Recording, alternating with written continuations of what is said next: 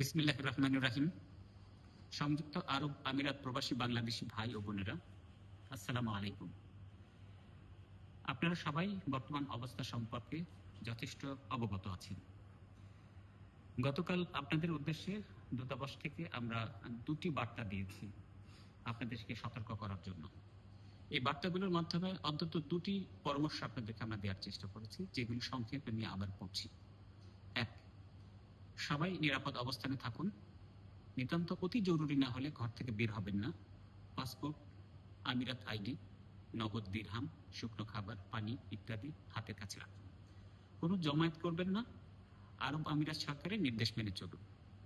2, গুজবে কান দিবেন না। বিভ্রান্তিমূলক পোস্ট দেওয়া এবং শেয়ার করা থেকে বিরত থাকুন। আমিরাতে এটি একটি দণ্ডনীয় অপরাধ। আমাদের দূতাবাস আগামীকাল সোমবার খোলা থাকবে।